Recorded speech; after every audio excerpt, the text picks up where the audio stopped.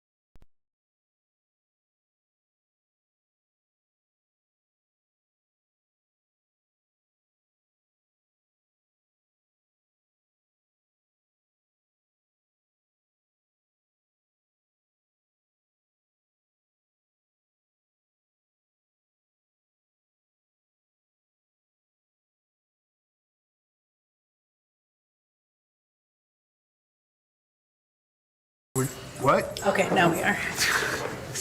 We weren't live yet. Good evening. It's 6:30, December 12th, and we are reconvening the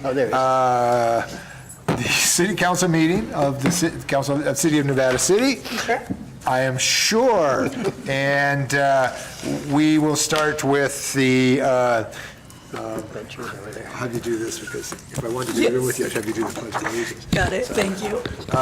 You would read the tribal recognition, Councilmember Fernandez? I sure will. We acknowledge that the Nisenan people are here among us today, though nearly invisible. We understand that we are on Nisenan land that was never ceded, and the original tribal families have yet to recover from the near genocide of their people. As a resident or visitor in Nisenan land, we support the Nevada City Rancheria Nisenan tribe in efforts to stabilize their people, as well as their campaign to restore federal recognition. Thank you. And Vice Mayor Klein, would you lead us in the Pledge of Allegiance? I pledge allegiance to the flag of the United States of America and to the republic for which it stands, one nation, under God, indivisible, with liberty and justice for all. Thank you. Okay. We have Nancy Arshian from zooming in as our attorney tonight, joining us via Zoom as our normal attorney, Dean Pucci, is indisposed.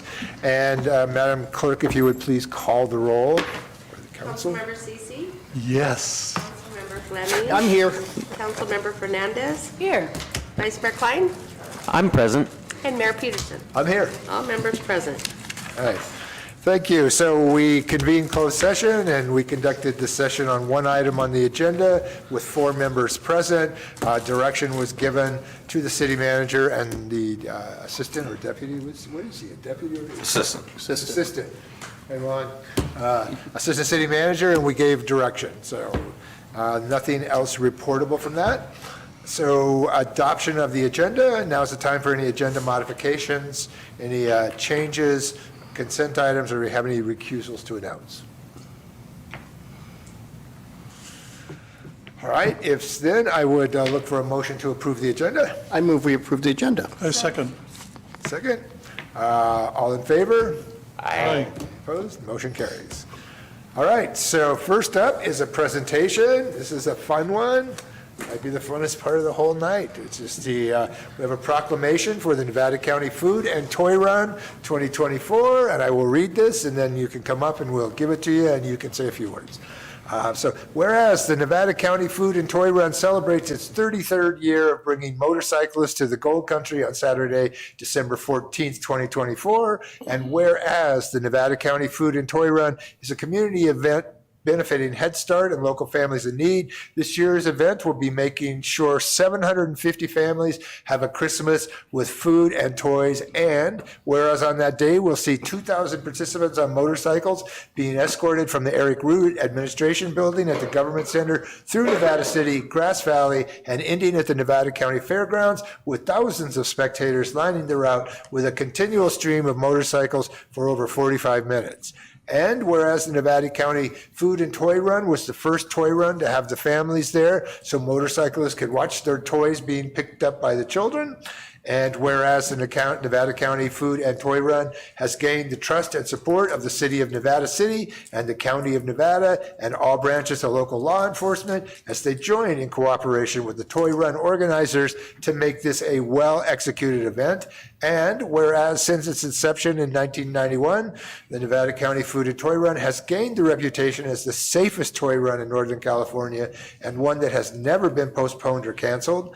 And whereas the Nevada County Food and Toy Run Board of Directors, Eric Oliver, CEO, Chelsea Bueller, CFO, and Shannon Bueller, Vice President, in collaboration with Interfaith Food Ministries, the Nevada County Food Bank, and Head Start, working together with many local stores and volunteers, will make many family holidays brighter by having this wonderful annual event. We thank them for their efforts and dedication to our community. Now, therefore, be it resolved that the City Council of the City of Nevada City, California Hereby proclaim Saturday, December 14th, 2024 as Nevada County Food and Toy Run Day.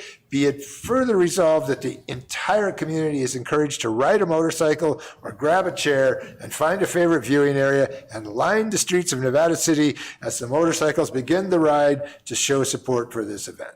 Dated 12th of December, 2024.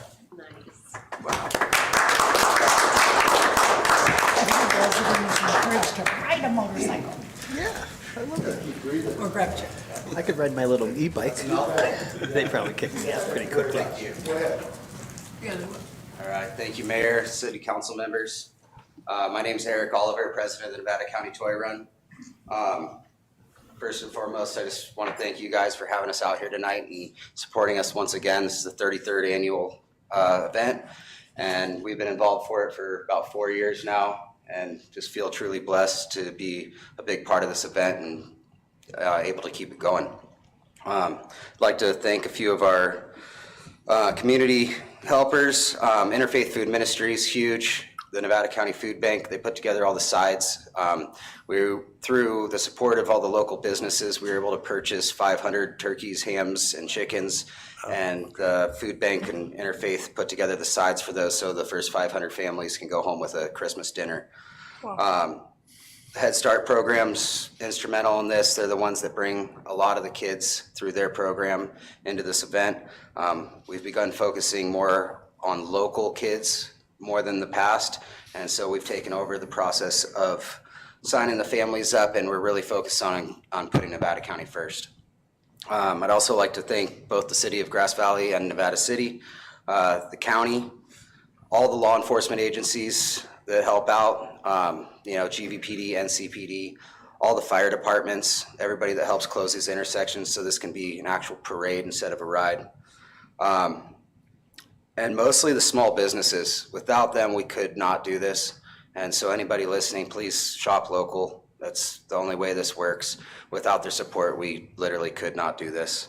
As well as the volunteers. We have, I think, 220 volunteers coming out on between Friday and Saturday to help with this event on and get the families through. So with that, thank you guys. Appreciate your time. Yeah, thank you. Great work. Really important, and we really appreciate it. A lot of Thank you people so will have a much. merrier Christmas because of it. See you Saturday. All right, sounds good. Right. All right, and let's see, that's fun. And then new employee introduction, Chief Foss, you're up. He's not new. He's really excited. They're always excited. Yeah, so this is Officer Ryan. Traditionally, actually, most of our officers go by last name, Chief Foss and Lieutenant Mason, Sergeant Bush. We just call him Officer Ryan because his full name is Officer Nizwicki Hertz. So it's a lot easier if we just say Officer Ryan. Officer Ryan. And we couldn't fit that onto his name tag, so that's what we go with. But Ryan, what I'm very proud of him, he's been here with us about a year now. When he first came on, he came to me on several times and said, hey, what are we lacking? What can I do? And as I've said, I'm really looking for each officer to kind of specialize in something. And I said, hey, we could really use traffic enforcement. It's probably the #1 concern I hear from our community, from our citizens. And it's not something that a lot of officers just dive right into. Officer Ryan's dove right into that head first. And for good or bad, because you will see him at the bottom of Zion a lot of times. Oh, yeah. Right up down the street. But he is just killing it on day shift. He works mostly day shift. And he does a combination of enforcement with traffic citations and enforcement through education, which is very important. But I'm very proud of him. He's got his motorcycle license too, so we might see him transitioning to driving some of the Zeros, which are the electric vehicles, and doing traffic enforcement on the motorcycles in the future. But he's really diving into that field, and I'm proud of him. He's doing great. Thank you. I'm going to ask him if he wants to say anything, but he probably doesn't. Ryan, say hello. Hello. Any questions for our new officer? Where are you going to be stationed? Here. Where are you gonna be parked? Zion, Sacramento. Yeah. I got caught there. Not by him this- No, by Mason years ago. All right. All right, thanks, Ryan. Thank you. Thank you. All right, so now we will go to public comment. Government Code Section 54954.3 provides that any member of the public may address the city council on any matter not on the agenda that is within the subject matter jurisdiction of the city. The Brown Act, with limited exceptions, does not allow the council or staff to discuss issues brought forth under public comment. The council cannot take action on non-agenda items, though concerns may be referred to staff or placed on a future agenda item. Do we have any public comment? Yep. Hello, my name is Hannah Mosby. I just want to go on the record in opposition to the decision made by the Planning Commission on November 21st. That's regarding the proposed mural on the county supply building at the corner of 49 and East Broad. It's really disappointing that they went through with the vote when only 2 commissioners were present, when this project is supported by City Council, funded in part by the county, and also supported by the Public Art Commission. It very well could have been approved had the other 3 commissioners been present. In addition, I think this is a severely missed opportunity for creative collaboration. It's unrealistic that a scenic corridor only contains leaves and trees and is completely devoid of human life.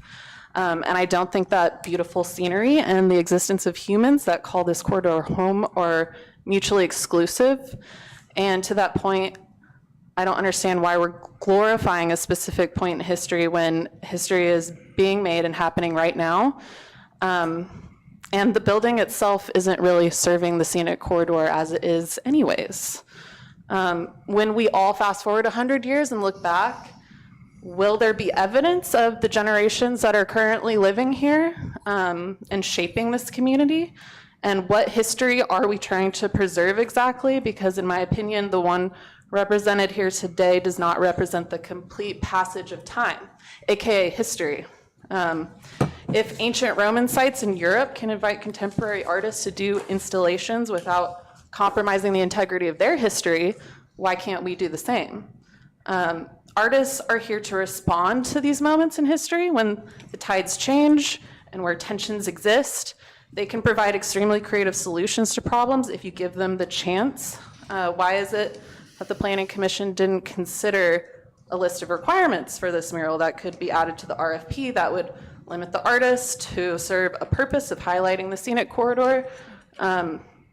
Just represents a complete lack of creativity, collaboration, and consideration of the public opinion.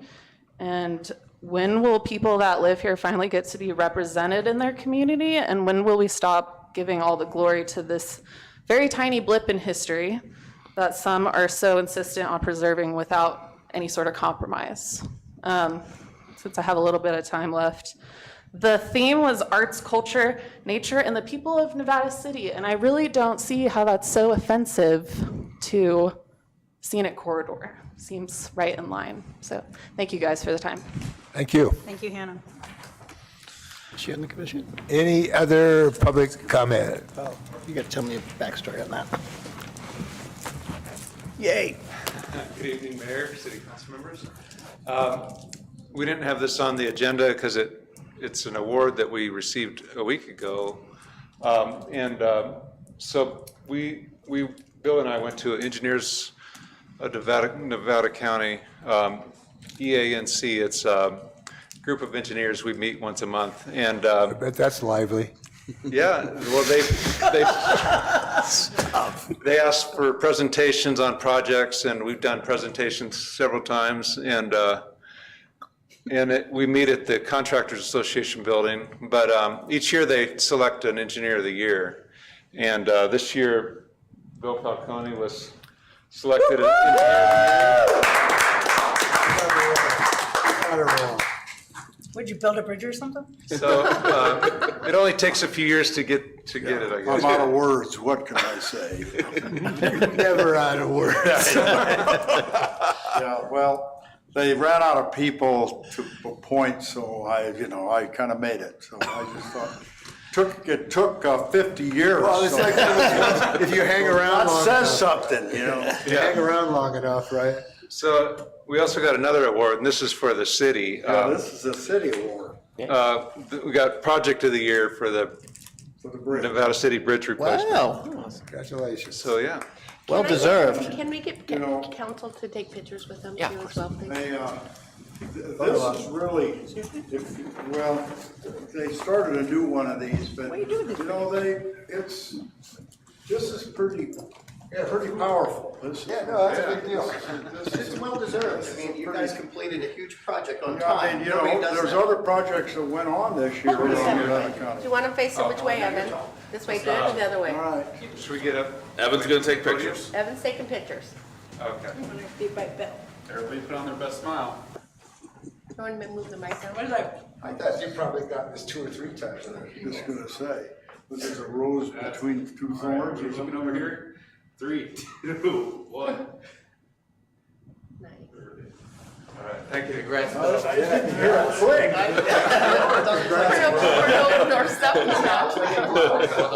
Thank you. Evan's a millennial, so we do have to make sure he doesn't have a filter on. Probably does, everybody's flawless skin. Or we all have reindeer. Or little, yeah, like, exactly. All right. Thank you, and congratulations. That's a big deal. It's really good. Wonderful news. It's really good. All right. On time and under budget. We can say what we want, but we couldn't build a bridge without you guys being on board. so. Well, you know, what we do is say yes. Thank you, but that's what you say when you're in here. He means it. He's sincere. All right. Any other public comment? All right, public comment is closed. We're going to move to the consent agenda. All items listed under the consent agenda are considered to be routine in nature and will be approved by one motion. There will be no separate discussion of these items. Before we take action, we will hear any public comment on consent calendar items only. Do we have any public comment on anything on the consent agenda? All right, seeing none. Unless we have any changes here, I'm looking for a motion and a second. I move that we accept the consent agenda as is. I'll second. All in favor? Aye. All right. Any opposed? Nope. Motion carries. All right. So, business. Item 9. I shouldn't have eaten candy. 9, 10, 11, and 12. 9, 10, and 11. We'll start with 9. Consideration of 1, a lease agreement between the City of Nevada City and the Nevada County Historical Society for the Transportation Museum at 5 Kidder Court, Nevada City. 2, adoption of a resolution 2024-38, a resolution accepting of an offer of dedication for easement deeds from Ekdanta Investments LLC and In-Town Development LLC in support of the narrow gauge railroad extension project, and authorize the mayor to sign. And 3, consideration of agreement for the digital scanning of historic city records between the City of Nevada City and the Nevada County Historical Society for the Historic Records Digitizing Project. Take it away, Sean and Brian, and wherever we're going with this. Thank you, Mr. Mayor. I'll tackle the lease agreement, then Brian will address the easements, and I'll finish up with the scanning agreement. Number 9 is the longest titled item we've ever had in the history of Nevada City. So, and I didn't pass that reading. So according to Dean, who's not with us this evening, but welcome, Nancy. The city received a grant to establish a city transportation museum, and they added general fund dollars to that, and then ultimately built the transportation museum at 5 Kidder Court, opening in 2003. And the disparity between, it's always been the narrow gauge railroad museum, we call the transportation museum. That's because that's what the grant required of it. That's what it's titled. But it's occupied by the narrow gauge railroad museum, which is a section of the Nevada County Historical Society. So they've been there ever since it opened. It was built really with them in mind, obviously, to capitalize on the some of the tracks that were already there at the Northern Queen. Ultimately, the lease agreement is up for renewal, and we need to address, as you've seen in the other leases that have come in front of you, the issue of public value. So in this case, it was clearly built for this organization or a like organization to utilize. It's a great asset for the community. It's very unique. You won't find much like this anywhere else. You could go to Folsom and find a railroad museum, which is entirely one rail car that's sitting there. That's their whole museum and everything. It's beautiful. It's wonderful. And it's right next to an existing line for rapid transit in Sacramento, but that's it. We have a whole amazing setup out there. But the current lease agreement holds that the city is responsible for the utilities, so electricity, PG&E, gas, water, sewer, and the alarm system that's out there, which is a total investment of about $15,000 a year. So not insignificant. And that doesn't mean that the city can't continue to pay for those things, but that we need your approval for the demonstration of what the public value is there. And so what I've worked with Dan Ketchum from the president of the Historical Society, and obviously they have multiple different facets of what they do in Grass Valley and throughout the county, in addition to the facilities they have here, the Searles Historical Library. They operate our Firehouse Number 1 as a museum, as well as the Transportation Museum. So what we've come up with is really an attempt to address concerns, comments, and things that people have said that they would like to see in the Transportation Museum that isn't always there today. So what the new lease holds is essentially the same conditions as what's always been out there, with the addition of they would be open to the public 5 days per week in the warm season, which is normally going to be May through October for us, and 2 days a week during the cold season. This would be aligned with the scheduled opening of the Firehouse Number 1 Museum. So they have a time of year that they're open quite a bit. They have a time of year when they're open less, and then they have a short time of year where they're entirely closed, where they reset the things that are available in the museum. The next item would be that they'd be open for 10 days a year for tours from local schools, and the city would take on the role of liaising with the school districts to schedule the students there, so they wouldn't have to do that part, but they'd have to be open to have the docents there to take the kids through. Additionally, their repair facility would be open 2 days a year for tours from ag mechanic school programs and the like. It's a very, very unique facility. It's not something that kids could normally walk through. It's it's an operating trained mechanic shop. But I think it will be very beneficial to get youth that are already interested in mechanics to see what they have going on there, and hopefully join the ranks of the team that is out there, because it's a pretty amazing operation. They would also schedule or list their schedule on their website. We'll list it on our website. They'll post it at their facility and their other facilities, so that when people come to town, maybe they're downtown at Firehouse Number 1 at the museum, like, oh, the Railroad Museum will be open tomorrow, so I'll go visit that. And then they'll also share that demographic information, what days they were open, who came, where they came from. When Madeline Helling was still with us, she used to give those reports to Don Zadanis, our parks manager, because she curated all that information. And so we've lost that along the way, but we hope to get that back. And then there's some allowance for the use of the space other than trains, and what we're really talking about there, Transportation Museum, is we have a need for some carriage space at some point in the near future. And there's also some minor changes that speak to both the maintenance obligations of the facility to match all of our other lease agreements, as well as address the easements that Brian will be talking about here in a second. The Community Services Committee reviewed the agreement and the public value December 3rd this year and recommended approval.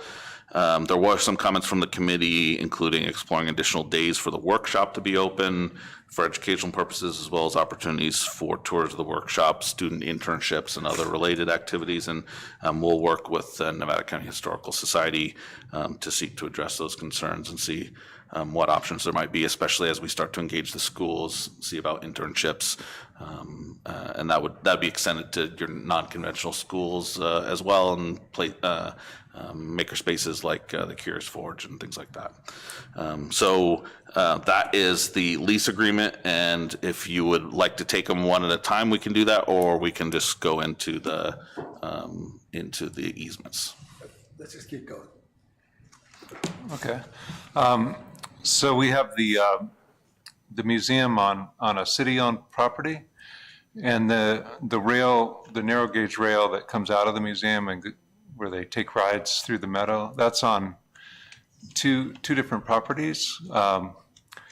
So it's been there for a long time. The rail's been there and it's part of the museum. So it makes sense to have that track in its existing location be dedicated with easements to the city, because the city owns the property for the museum itself. So we've prepared the documents for the offers of dedication, and there's a government code that requires if there's easement or grant of land that council make the determination by resolution whether to accept the easement. So that's what's proposed. We prepared those two offers of dedication for your consideration. And those provide continuity all the way to the proposed rail extension, where it comes out of the meadow and crosses the creek and then stops short of Railroad Avenue. The project that we have in our CIP that is proposed by them would bring the train out onto Railroad Avenue and take it all the way to the kiosk. And so while that's not imminent, and likely they will try to phase that project and extend what they already have at the kiosk and work from both ends.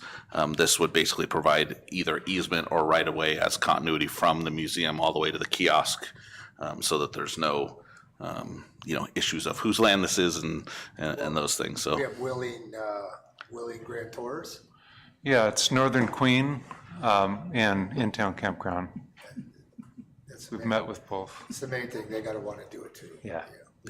which is amazing that they want to do that. Obviously, the in-town campground was culled from property that was once part of that parcel, and the train went through there. But obviously, over time, people could change their mind. But it's a pretty amazing thing, especially on the steam up days when they're running the rail buses out there, and then eventually we'd see engine number 5 come out of the meadow all up onto the road.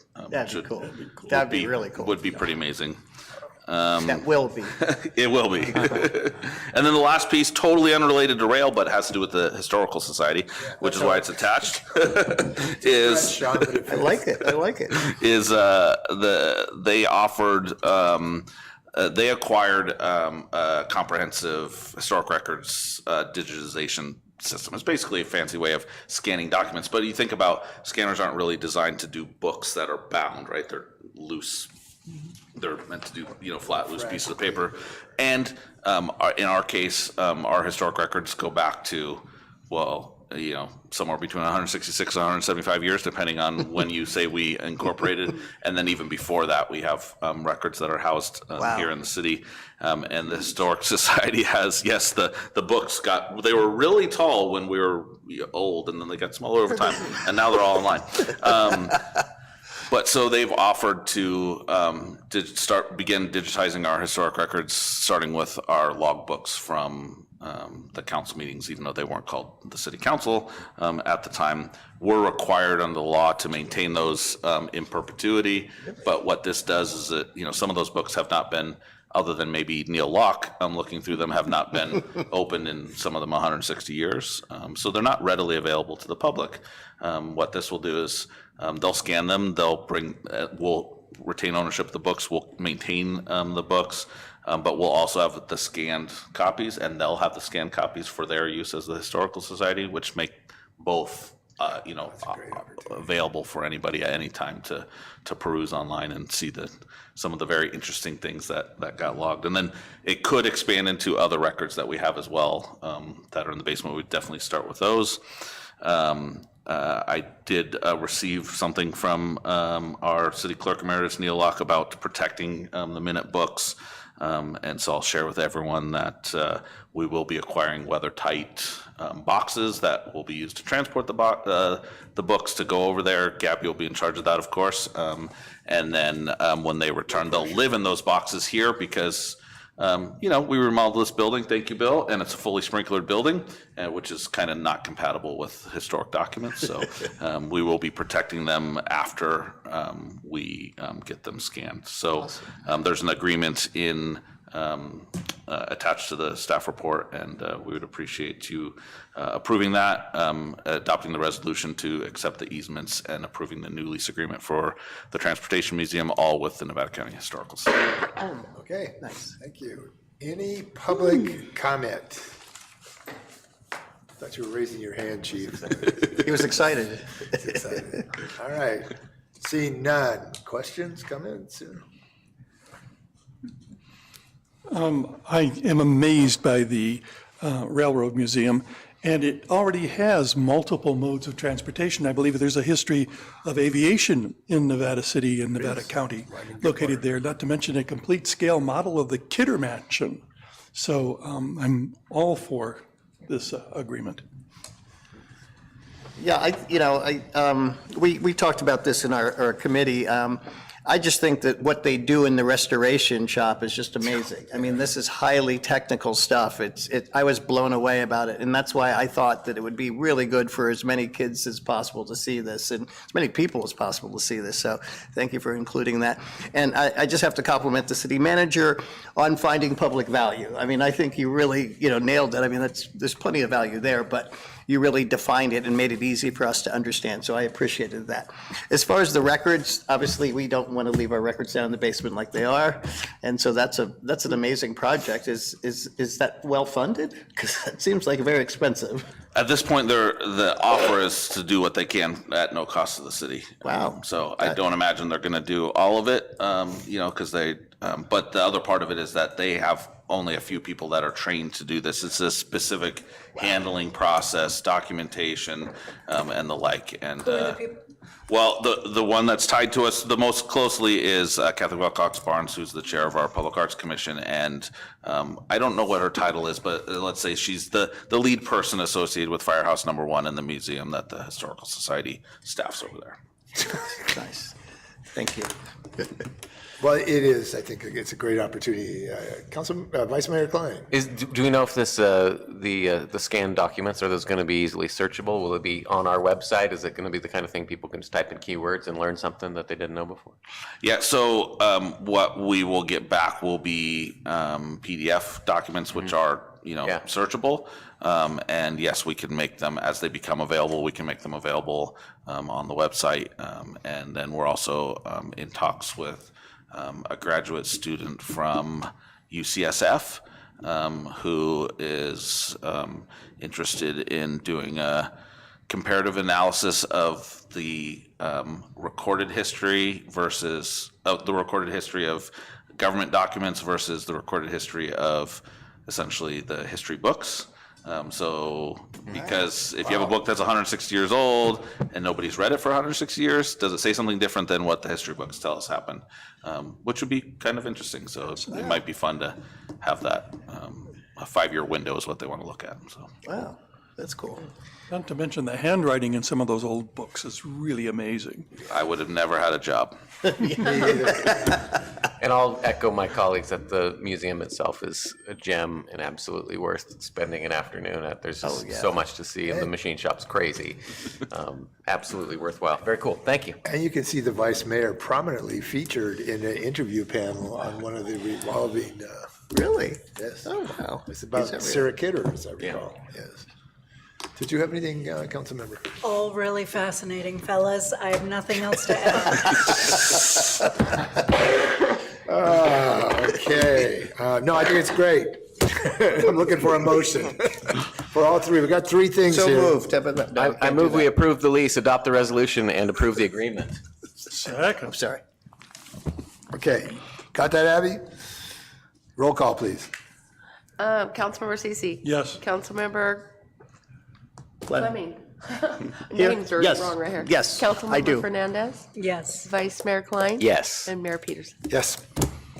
Thank you. Thank you, Brian. Thank you, Brian. All right, moving right along. Item 10, very excited about this. Consideration of the appointment, reappointment of Carrie Rose, Alex Keeble-Toll, Theo Fitanides, Close enough. Eli, see, I get another one, in Ingenberg. Got it, yes. And Pete Korber to fill community member positions on the Nevada City Fire Safety Advisory Committee for the term of January 1st, 2025 through December 31st, 2026. Evan McLaniston. Yes. Take it away. Good evening, Honorable Council. As you may remember, on September 25th, 2024, the City Council approved an extension of the current Fire Safety Advisory Committee members through December 31st, and the city posted the 5 positions for vacancies. And I'm happy to say we have applicants and a fully robust group of folks to fill those positions, beginning with Carrie Rose, Alex Keeble-Toll, Theo Fitanides, Eli Innigenberg, They got that approval. and Peter Korber to fill those positions. At our last Fire Safety Advisory Committee meeting, the committee unanimously recommended these folks be reappointed or appointed for the first time. And in this room, as you probably took away, we do have Eli with us tonight. But I'm very excited for these committee members and a new cycle of this committee to take place. I think it's really going to be a productive space. With that, if you have any questions, comments? Well, public comment? Yay. You can speak if you want. Okay. Thanks, Eli. Thanks for doing that. It's really important. We appreciate that. Questions, comments? That was my comment. We are welcoming these new members, Eli and Peter, and look forward to working with them on the Fire Safety Advisory Committee. Yeah, work to do. And just to, make a point of this, one of the members, Alex Keeble-Toll, was just appointed to be the head of Office of Emergency Services for the county, so there's this great continuity there. I mean, there was continuity anyway, but it's even better now. I checked in with her to make sure that she could still remain. Yeah, It's, no it's a- conflict. It's a new big job, but she's all for it. That's great. That helps us so much. Great partnerships. Congratulations. Do you have anything? Ma'am? I'm really grateful to all these people. I know quite a few of those folks. I think they're going to do a great job. Thank you, Eli, for doing this important work. I want to say that this isn't across the board, but I'm noticing, this isn't anybody's fault, but I'm noticing a lack of gender parity across, just in ways that people engage at the city level. And I guess I'm just curious about that. I'm curious, maybe all the women are busy running all the nonprofits. I'm not sure. Right? They are, right? That's very, very true. But yeah, just noticing that and curious about that. And I'm grateful. And if I would add one thing, just for information, I know we extended the boundaries of our applicant pool to the spheres of influence mainly. We did not receive any applicants from those areas. Interesting. Nor did we receive any different gender applications. No, I know. I'm not saying that, that's what I said. It's not anybody's fault. I'm No, just no. curious, I just wanted to what be- the, Yeah, I'm just curious about it. yeah, okay. All right, any other questions? Thank you. Thank you. Yeah. Thank you. Thank you, Eli. Thank you All for your right, service. so looking for a motion. I move we make the appointments. Second. All right, roll call, please. Councilmember Cece? Yes. Councilmember Fleming? Yep. Councilmember Fernandez? Yes. Vice Mayor Klein? Yes. Mayor Peterson? Yes, Motion carries 5-0. very excited Council. about this.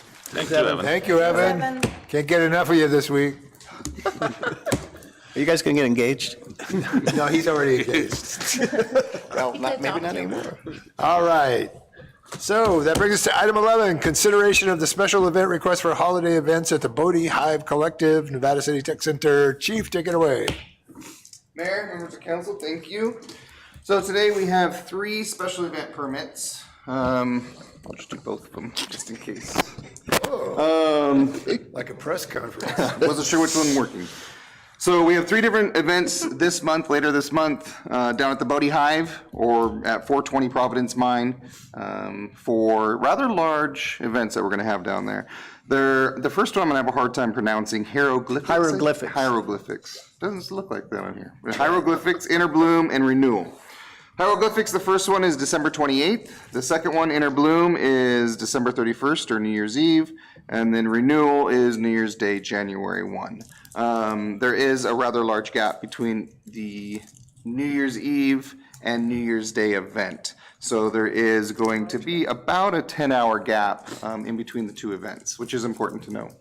So first thing I'll do is I'll just talk about some security measures and go over some photos real quickly so we have some room for questions at the end if you have any.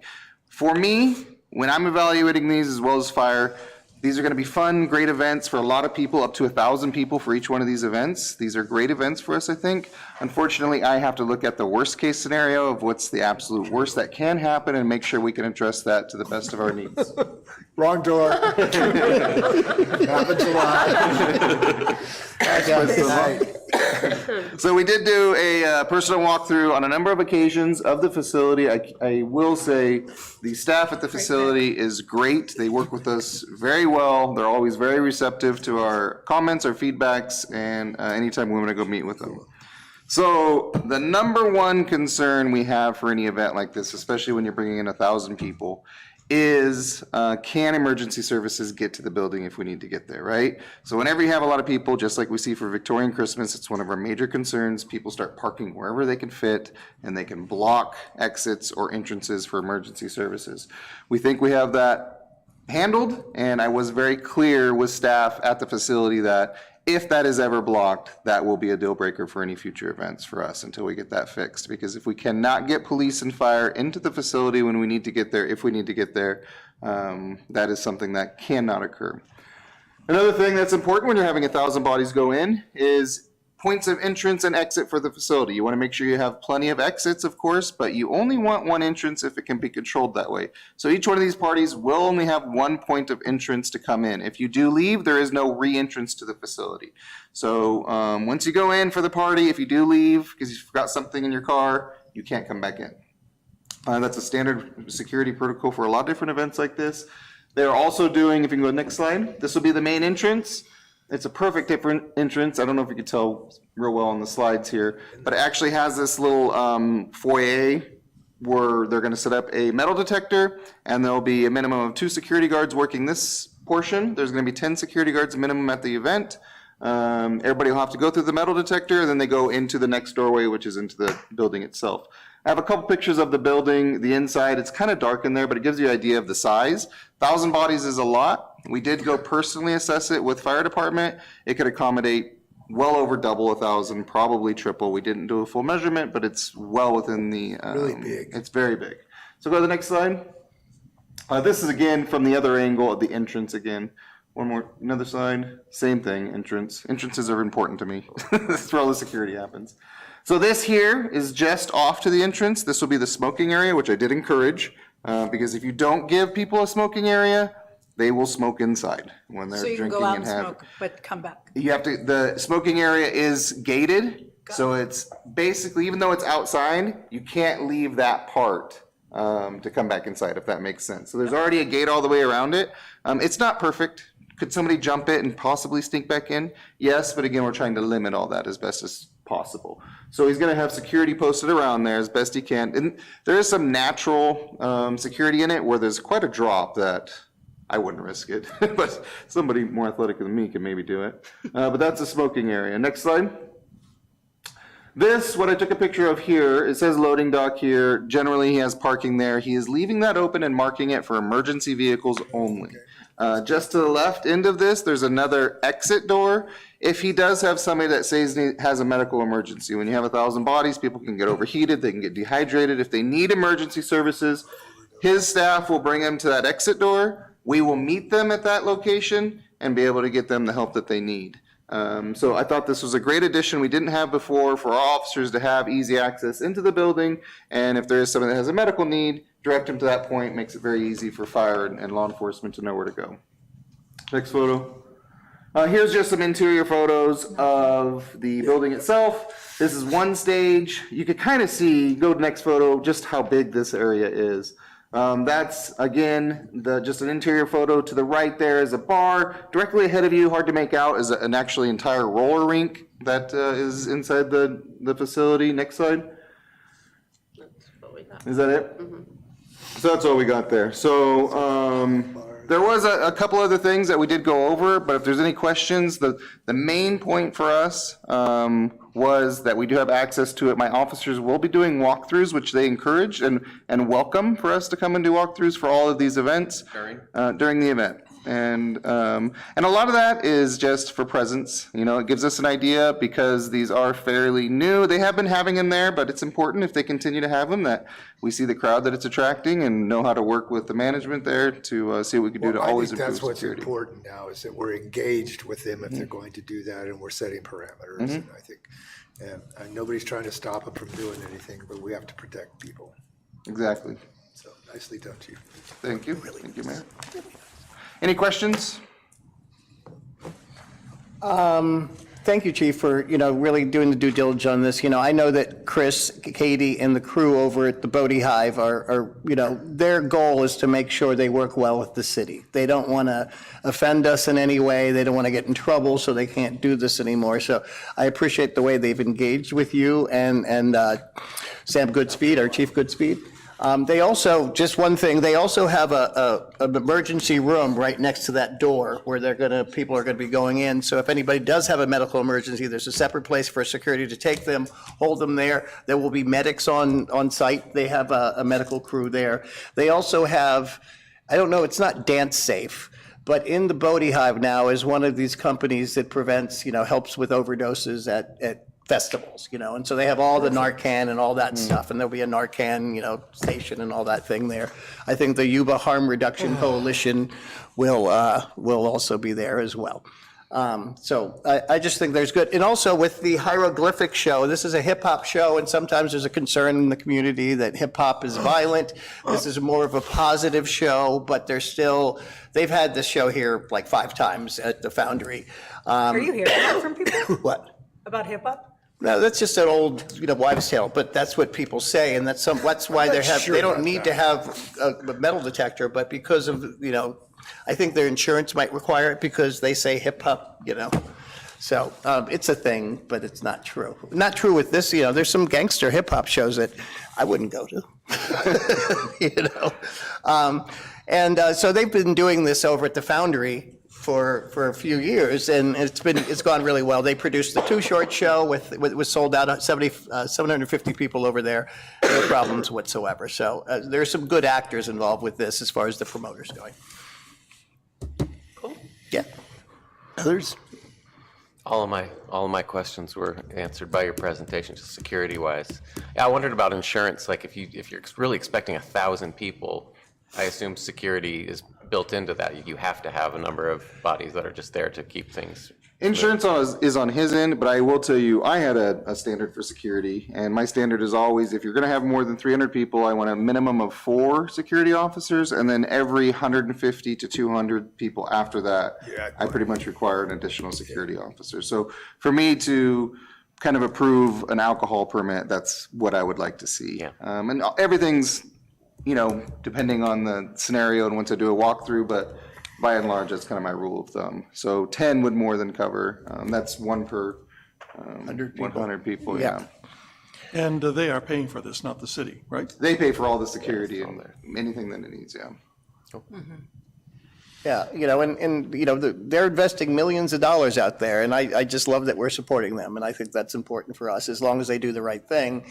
And, between the chief, the city manager, and Sam Goodspeed and me, we're making sure that things go well over there the best we can. Yeah. Are you the Bodie Hive liaison? I guess so. I spend some time with Chris, trying to help him get this thing going. Bodie buddy. Bodie buddy. Okay. I'm really glad to hear that Chris is taking precautions. I heard some Snickers to the Narcan stuff, but that's the reality. It's New Yeah, Year's no. Eve, you know, it's important to be safe. I can't tell you how many events I've been to, just like pretty mellow shows in Sacramento. I saw Cat Power a year ago, and somebody was having an overdose in the middle of the concert, and it's been at a few places. And so I think all those precautions are really great. I think the metal detector is really great. You know, all that we can do to make it as safe as possible. Thank you, Chief, for always considering worst case scenario and having a plan. Sounds great. Yeah, here. Anybody else? Public comment? Just looking at those guys sitting back there. I don't assume there's any public comment. Is there any public comment? No public comment. Steve doesn't like it. Yeah, Steve doesn't like it. He'd have to fly up for it. All right, I'm looking for a motion and I so move that we consider the special event request for holiday events of the Brody Hive Collective, also known as the Tech Center. Second. All right, roll call, please. Councilmember Cece? Yes. Councilmember Fleming? Yes. Councilmember Fernandez? Yes. Vice Mayor Klein? Yeah. Mayor Peterson? Yes, Motion passes 5-0. thank you, and have fun and be safe. Thanks, kids. Chief. Thank you, Chief. Test your drugs. Seriously, that's why We test just had a strips baby exist. OD on fentanyl, right? Saw Did you that. see that? Yeah. Yes. All right, moving on, because, yeah, I saw that. Yeah, it's awful. Well, that was my comment about the Narcan. It wasn't a snicker. It's just like, you know, there's a lot of things sometimes I can't believe the world we're living in, but that Right. Narcan would be a commonplace thing that you can buy in vending machines because the person next to you might overdose it. That's kind of crazy. I carry it in my car. Well, I mean, people have been doing drugs. And overdosing forever, but. Right, but the drugs are just different these days. They're bad drugs, bad drugs. Dirty drugs. Okay, Test them. all right. Nice. I was going to ask for a Appreciate list that. of clean, never mind. We'll just move to item 12. Consideration and approval of the process and community engagement opportunities for the update of the 2022-2027 strategic plan. Yeah, let me know. Sean, sorry. Thank you. Last item of the night. So in November 2022, the council adopted our 5-year strategic plan. It was a community-driven strategic plan with input from, you know, probably a third or more of our community and probably 10% of Grass Valley. You've got the people in the county. I really appreciate that the council took all of the input and all of the items that people expressed as high priorities and added them to the strategic plan. We have 4 embedded strategic initiatives, those things that we consider or want to consider in everything that we do, and then the 7 operative strategic initiatives, and that's quite a bit. That's a lot of them. And you staffed committees for each of those and came to all those committee meetings and did a lot of work. Really thankful to the council for that, because there's no way that staff can make those things happen without the support of the council. And all of the strategic plan is essentially exceeding what staff already does on a regular basis, the day-to-day, keeping the lights on and the water flowing and the sewer running and, the emergency vehicles going to calls and things like that. So it's an extension, and it's not like we had a tremendous amount of money to bring forward with this, but you've already brought to bear a lot of resources, and we've accomplished a lot of this plan. It's now time to refine it into, an action plan to prioritize and get the things done that you want to get done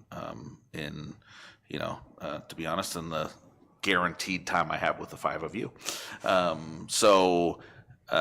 we want that process to be equally as inclusive of as many stakeholders as, are willing to engage with us. We have multiple opportunities for people to engage either on a specific topic or to engage the council as a whole on the entire thing.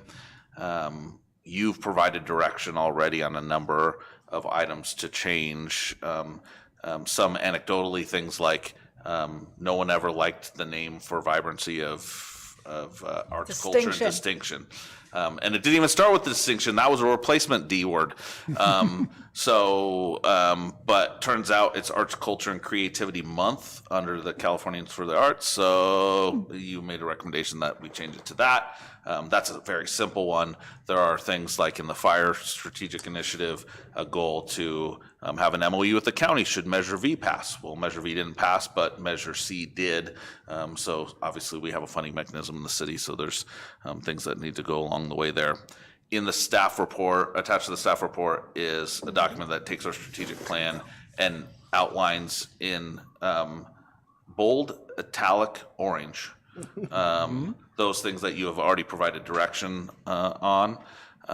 And so we'll use that as the base document as the various committees and commissions review the future content before we bring a final amendment of the plan to you.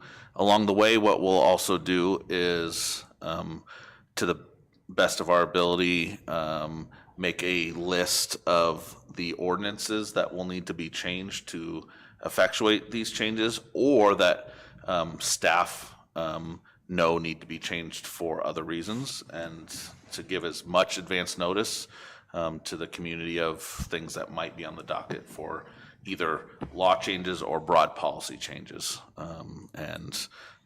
So that, there's always the potential that somebody didn't hear about something, but the more opportunity we can give to engage people at the meetings that we already have means we hear more voices and maybe don't have to have as many workshops after the fact because people didn't hear about it in the first place. So that's kind of the path as far as what things will be held at or heard at various opportunities.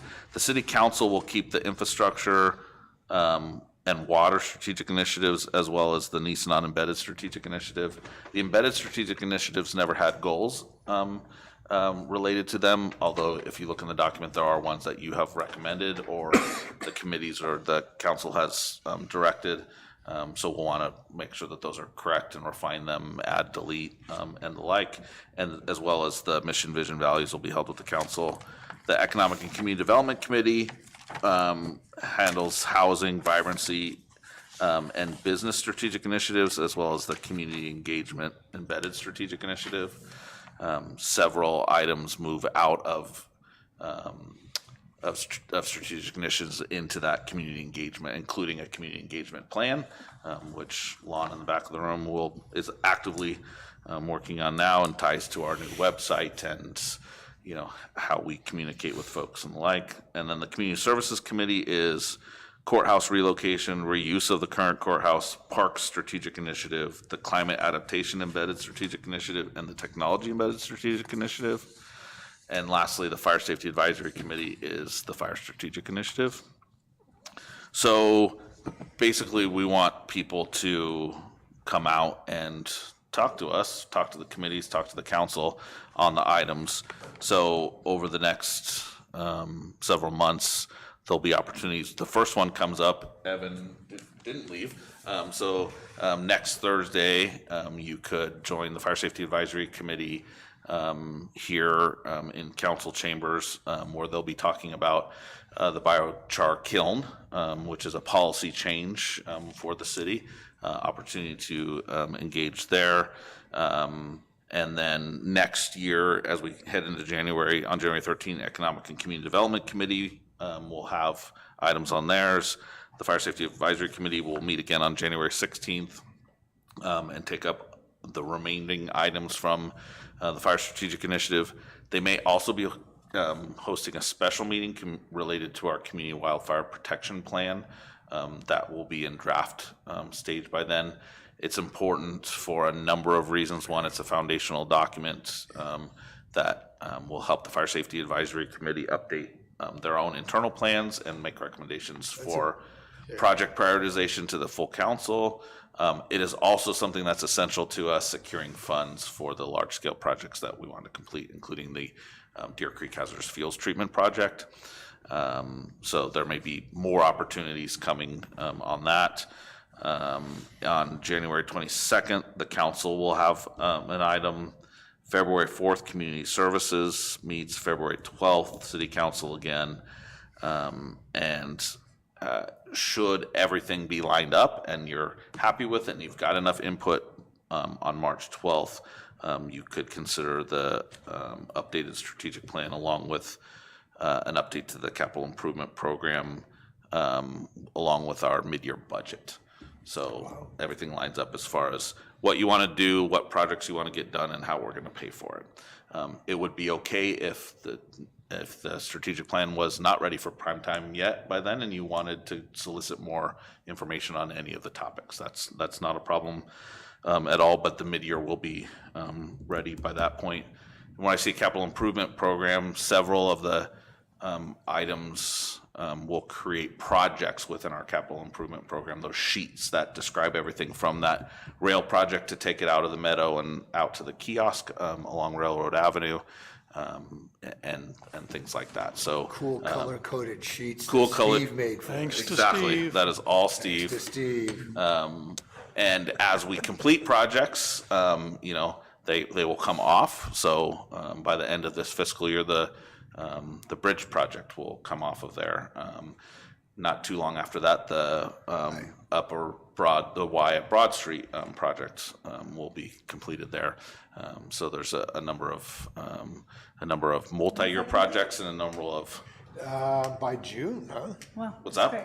The up Broad Street, the Y by June. Yeah, we were going to start mid-February. We're going to have to do a little bit of dance on that project related to, you have Mardi Gras, you have Chinese New Year, you have And possibly rain. yeah, you have weather, you have different areas need different amounts of work depending on whether the sidewalk has to be adjusted, driveways and the like. But yes, that'll be hopefully by summertime project. That's great.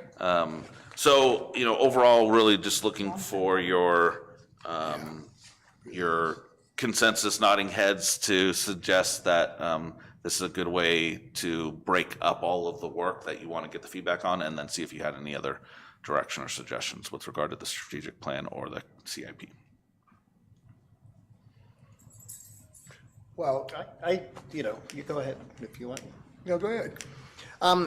Is this the time where we're going to sort of talk about other things that we want to include in our, additional recommended goals or move up to our goals? Or is this going to go, are we going to do workshops on this? Yeah, so at each committee, for example, you and the mayor at your community services committee will have, it related to parks or courthouse or whatever those are, you'll be able to take those, strategically that scope, or at any time it's in front of the council, you could take anything that's contained within it. Start at committee level and move up to the council. Okay, not as opposed to now, because I got a lot of ideas. Yeah, And it's late.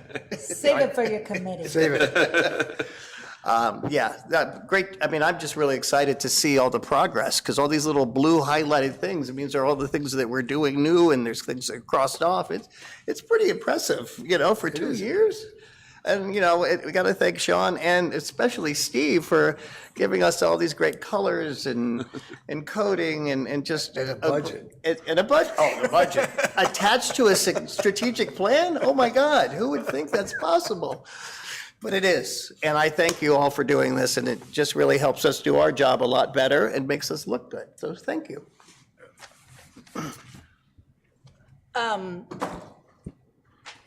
The amount of progress we've made on this strategic plan and the amount of time since it was created is unbelievable, in my opinion, and maybe a little too much. And it wouldn't have happened without you, Sean, to that degree. And I'm really proud of the work that we've done.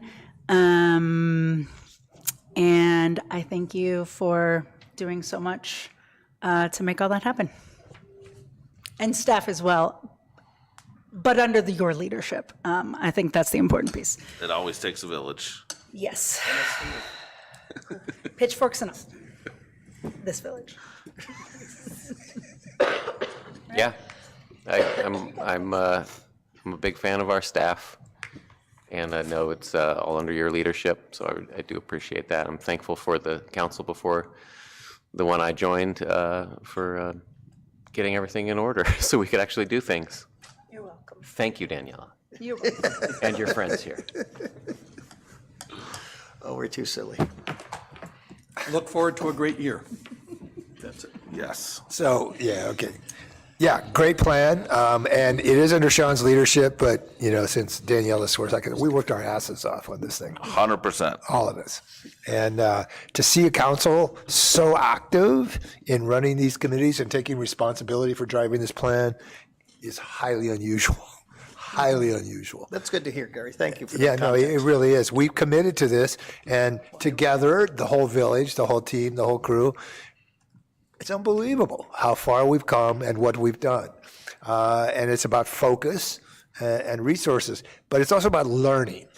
And that's kind of where I see where we are. We've learned a lot in these 2 years about, we started when I came in, we did some realignment of committees, just trying to keep the meetings down to, and yes, maybe too much, you're right. But you don't know if it's too much until you push to it's too much, and then you can back off. And that's, I watched Sean do that. I figured it out, but he does it mostly to himself rather than us. But it's great. It's an amazing place we've gone. And just the knowledge base that we've created in the city that didn't exist for a long time, just the CIP alone. And I heard something that just made my heart go pitter-pat the other night, which is a sewer master plan, so you figure out which Strange one. heart. I know. Strange heart. But figure out which one of those 150-year-old sewer lines we need to replace first, The wooden ones? pull the tree trunks out of the ground and put some pipe in there. But it's just been remarkable what we have accomplished tonight. So I didn't want, really, Chief, you've been around. You ever seen a council work this hard on a strategic plan? Never this closely. I Yeah. would say as well. Yeah. So, and that we're also engaged with our community in doing it is so critical. So it's just a winner all the way. But this is what happens when you do the planning right, the work gets done. But we've really all committed, and Tell us how great we are, Gary. you guys are fantastic. Thank you, man. Thanks so much for your honesty. Really No, I appreciate mean it. I'm really proud of us. I'm really proud of us. I am. Absolutely. Well, the vice mayor would like to talk. No, I was just going to point out, I think we completely skipped public comment on this item. Well, okay, you guys got to say anything back there? Steve. All right. I'd say we give a golf clap to Steve, though. See, Lon, play your love cards Steve right, so Lon, you'll much. get idolatry too. All right. So, Color coding. so you feel like you have direction? Yes, thank you. Yeah, okay, good. I was ready for a Coming to a meeting near you soon. Yeah, I like the model though of starting at the committees and then working it up. Well, that's the way it's supposed to be, but I have a question though. So I don't see a lot of I see my committees and I don't see the other committees. How do I opine about what should happen in the other committees? At the table? Yeah, so each, as the committees do their work, we'll bring to the full council, this is Okay, what, yeah. happened at the committee and what the recommendations were, and that, is there a change to what is in the draft document, and eventually for the council to opine on each part, so. Doug, I totally get it, because we had our public facilities meeting here a while back, and I was hanging out with Lou quite a bit this week, and I realized, he doesn't know anything about this stuff. I know. And there are these sort of blind spots that we have generally, Did you know Lon's gonna build a skateboard park for us? I know, I'm so excited about that. That's what we the heard. best thing I heard all year. So, you're color coded. All right. So, with that, we'll. Committees and meetings. Reports and future agenda items, and we'll start with you, Sean. Thank you. This is our last city council meeting of the year. Next Thursday is both the Planning Commission and the Fire Safety Advisory Committee meetings, which will round out our meetings for the rest of 2024. So our next city council meeting is January 8th. By then, as you walk in, we'll be installing our Year of the Neighborhood inspired art in the Champ Gallery here at City Hall. Really want to thank the Public Arts Commission and our city planner, Lisa McCandless, for making that a reality. We're trying to figure out how to do suspended art today as the tracks are going in to hang all of those items. Really excited there. Definitely wanted to thank the council, our commissions, and our committees. Most importantly, not that the council's not super important, but most importantly, our staff and really the entire committee, our community for making 2024 pretty amazing year. We didn't have Snowmageddon this year. There's knock on wood. Watch your mouth. It's early. So, I mean, in, 2024, beginning of 2024. Between Christmas and New Year's 2 years ago. It's when it's always been, so, I really would invite anybody that has any interest in our strategic plan, what the city will be about and engaged in over the next 18 to 24 months to come to any of those meetings. If you can't come to the meetings, give written public comment, give us a call, send us an email. Everyone has me and Dan's cell phone numbers. I think it's written on the bathroom walls. Sean, how can people find out the dates of those meetings again? So we're gonna, after tonight, we're gonna put something on our website that has just the running list of all the meetings. It'll always be under the Agenda Center on the website. It's the first little circle.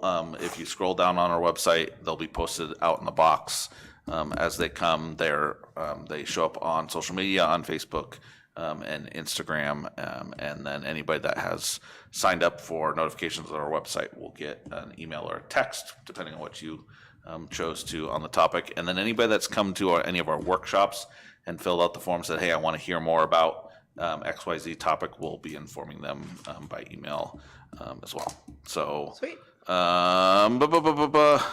Come see us for Victorian Christmas and shop and eat local. Thank you, Eric, from the Toy Run, for mentioning that. Very nice. Hey, online sales are amazing. Technology is very cool, but there is something very unique about this place. And, so, buy your books at Harmony Books instead of on Amazon. And, if you can do Christmas shopping at Victorian Christmas on Wednesday or Sunday, do it there. And mostly be safe this winter.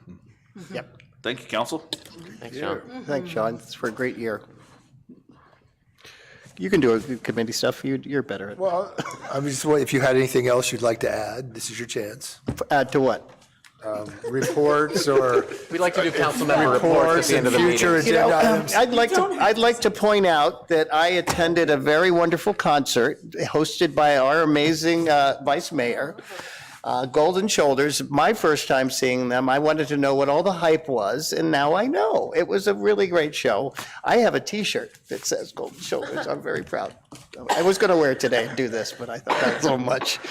Thanks for being there. Yeah, no, it was good. It was really great. Next year, it might be at the Founder. No, it could be at the Center for the Arts next year, but the year after that, who knows? Nevada Theater, it's next up in the rotation. Oh, it is. You do 3. If they have a Thanksgiving show, which it seems. Okay. Anyway, it was a great show. A lot of the community was there. It was really nice. It's just nice to see sort of local stuff and all our people there. What else happened? We had what is the name of the committee? Community Services. Community Service Committee meeting. Public facilities. Yeah, I'm not up on the new committee names yet. And it was very good. We were talking about some stuff in Pioneer Park, and it's all translated into the strategic plan. It all works so seamlessly now. It's just brilliant. That's all I got. Thank you, Doug. Councilmember Fernandez. Do I have anything to report? Traffic on Nevada Street is fast as ever. Flowing again. Flowing real fast. It's so funny. You think people would be going faster down the hill, but it's really up the hill. It's interesting. They got to get up there. Yeah, you gotta get up there real quick. If y'all feel the vibration change here on Saturday, it's because the entire Fernandez family will be in Nevada City and on Nevada Street. My mom, my dad, my sister, her husband, and their baby. Wow. So excited to see my family for the holidays. That's really neat. Yeah. Bunches of meetings since the last council meeting in November. Fire Safety Advisory Committee meeting on the 21st of November, where we approved the people who just got put on the board. Looking forward to working with them. December 3rd, did the Sierra Roots training for the warming shelter. Very good information from them. The 6th, the quarterly wildfire stakeholders meeting was held. They're going to reorganize that committee, so each of the 4 meetings during the 4 quarters of the year has a different theme. One will be permitting and compliance, the next one monitoring and metrics, the third one grants and funding, and the fourth data management. I look forward to having those are always good and informative meetings, but having a bigger structure on them is going to really help.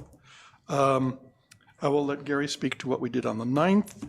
On the 10th, where there was a meeting here concerning the Broad Street Y, and the comment I got talking to people after that was, Sean, they are really glad of the way you put together the city newsletter. So congrats on that. Credit to staff.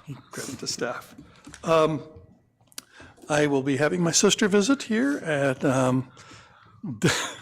the week of Christmas. Hopefully she'll get to see finally a Victorian Christmas. And I'm looking forward to wishing you all a happy holiday season, whichever holidays you celebrate at the end of the year, and see you all in the new year. Thank you, Councilmember. Vice Mayor. Yeah, I wanted really to congratulate the Chamber of Commerce for how the first 2 Victorian Christmases have gone. Town has looked packed. The upcoming weather report looks like the rain is just studiously avoiding Victorian Christmases, so I called in a favor. thank you for that, Danielle. Yeah, so if you were thinking of going to Cornish Christmas, but the rain looks bad, just wait till Sunday and come here. That's just my advice with no real bias whatsoever. Just like, don't get rained on, just wait till Sunday.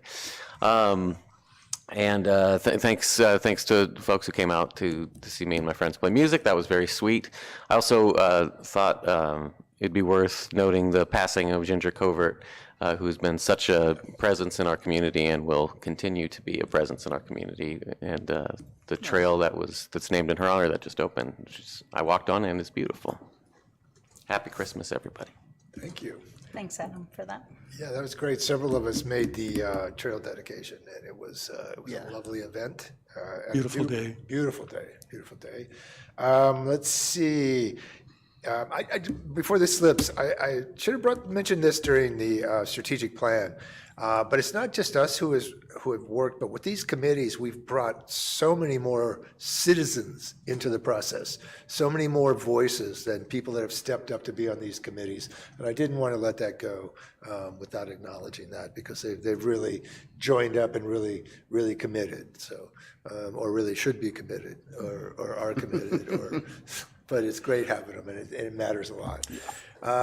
On Monday, Evan and Sean and Lou and I and Camille traveled to Clear Lake to meet. I'm sorry. Beautiful morning. I'm working in Clear Lake. I should have known. It was, we were meeting with a group of Northern California individuals who are working, trying to figure out how to organize around disaster response and resilience. There were many people there from Paradise, as well as folks in Clear Lake that had been burned out. But we learned a lot about the COAD and the VOAD, and the COAD is the communities organized, active in community Around disaster. active in disaster, which seems to be community members or organizations within a community, whereas VOAD, which is very big, is the voluntary organizations active in disaster, which is really, it's amazing. It's nationwide. It's big. And it's so amorphous, it feels like, but there is a Northern California VOAD, Southern California. Sacramento's got a very powerful one, but when you get over to places like Clear Lake and stuff, you know, how do you organize so that you have enough standing to attract interest in results and people want to work with you, and how does that work? So I think I would characterize it as that kind of meeting, but it was focused on making connections with people. It was a wonderful process meeting. I think we all learned a lot, and we certainly met a lot of interesting people.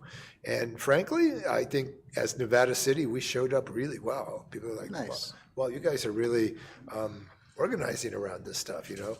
And even if we didn't know what they were organizing around, but I think we brought some good stuff to the table. And I think we'll, this was the first meeting, and I think it will continue, so it was great.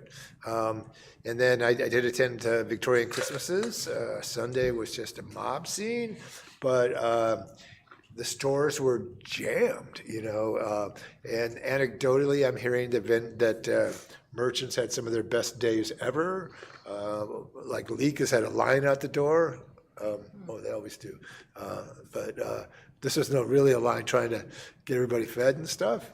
It was really something. It really was, and a nice, as Vice Mayor Klein has said, it's. The rain is avoiding us. I will be traveling by train on Christmas Eve to San Luis Obispo to be with the grandbaby, and my own Polar Express, you know. So I'm very excited about that. Courthouse. We did. We had a rather substantial meeting on the future highest best use on the courthouse, and. All roads point to housing. Definitely. And it's going to be controversial. And if, you know, it's all going to be about money and who can do it or who's willing to do it.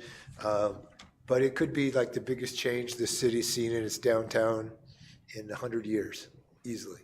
January 29th, 5:30 PM, right here in City Council Chambers, the next meeting of the public meeting with the consultant group. But it's a very good process, I think. I don't know, Doug, you think? I think the consultants are really top notch. They're really top notch, and they like working with us, so it's just it's really good. And thank the county for making this happen.